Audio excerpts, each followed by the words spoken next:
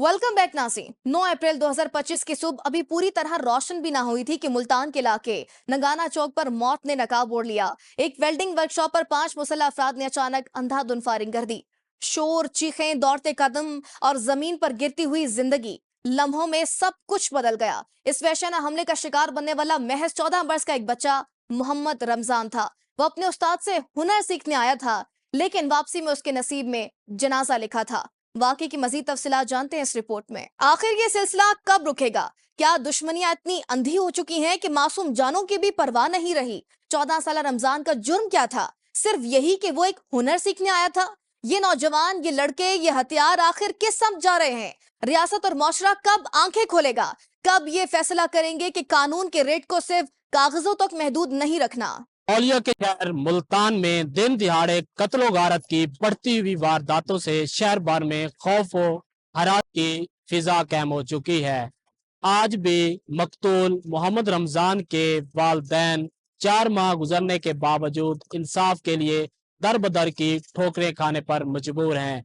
इस हवाले से मकामी पुलिस SHO BZ से जब हमारी बात हुई तो उन्होंने ऑन द रिकॉर्ड मौकफ देने से इनकार कर दिया। देखना यह है कि 4 माह गुजरने के बावजूद अब भी मकतूल मोहम्मद रमजान को इंसाफ मिल सकता है या नहीं।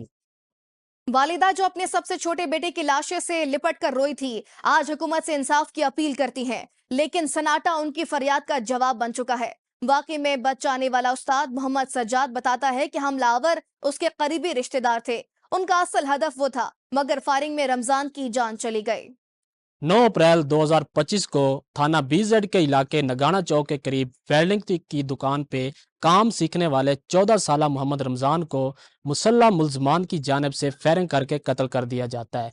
4 माह गुजरने के बावजूद आज भी रमज़ान के वालदैन जो है वो इंसाफ के लिए दर बदर की ठोकरें खा रहे हैं, क्योंकि 4 माह गुजरने के बावजूद भी अभी तक पुलिस की जानिब से कातलान को गिरफ्तार नहीं किया गया। हमारे साथ मकतूल रमज़ान के वालदैन मौजूद हैं, उनसे जानते हैं कि ये वाक़या किस तरह पेश आया था और उनका इस वक्त हुकूमत से क्या मुतालबात हैं।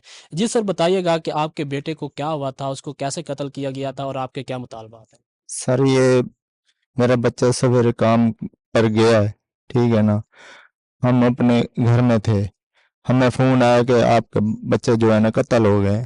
हम जब पहुंचे हैं तो उसको फायर लगा हुआ था इधर सीने पे और सब्र करें, सब्र करें, सब्र। और हम और दर पे दर की ठोकरें खा रहे हैं, हमें कोई इंसाफ नहीं मिल रहा सर। और हम वजीर आला पंजाब से गुजारिश करते हैं हमें इंसाफ मिला जाए और हमें हमारे बच्चे को जो है ना इंसाफ दिलवाया जाए। जी, इनके साथ साथ मकतूल रमज़ान की वालदा भी हमारे साथ मौजूद है, उनसे जानते हैं कि उनका इस वक्त क्या मुतालबात है। जी सर, बताइएगा मैडम, आपके बच्चे को किसने कत्ल किया था और आपके क्या मुतालबात? चोर दुकान पे काम करता है, फायरिंग हुई तो उसको गोली लग गई। हमको पता ही नहीं था, जो हम तो घर थे ना। अब आपका क्या मुतालबात है? मतलब बस इंसाफ चाहिए हमको। भाई भाई तो थके खड़े, इंसाफ नहीं मिलता पिया कि इंसाफ नहीं मिला सानू। रात डे को रोंदे पाए, कोई फरार थी गया, कुछ की कूड़ तो कूड़ ही चलता पिए। साको इंसाफ चाहिए बस। पुलिस मुंडो जा रहे ये नहीं करन पे भाई देखड़ो रात डे है कि खड़े पुलिस सारे नाल में टूटती नहीं पई। अल्लाह जाने पैसा का गरीब है, ऐसा क्या कर सकते हैं। साको इंसाफ चाहिए बस। आपका यही एक ही बेटा था या और भी बच्चे हैं? 4 निक्के त्रै पे एक छोटा ही।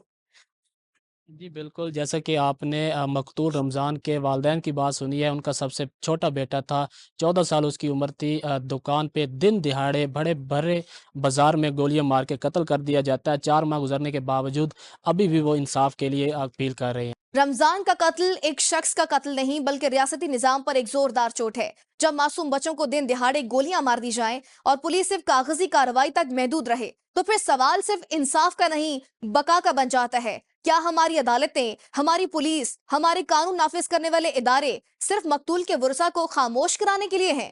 کیا رمضان کا خون رائے گا جائے گا، یا پھر ایک دن وہ لمحہ آئے گا جب قاتل انصاف کے کٹہرے میں کھڑے ہوں گے؟ یہ فیصلہ ہمیں، آپ کو اور اس ریاست کو کرنا ہے، کیونکہ خاموشی ایک اور قتل کو دعوت دیتی ہے۔ ناظرین، یہاں لیں گے ایک بریک، اور بریک کے بعد پھر حاضر ہوں گے، تو ہمارے ساتھ رہے گا، کیونکہ جرم کہانی ابھی باقی ہے۔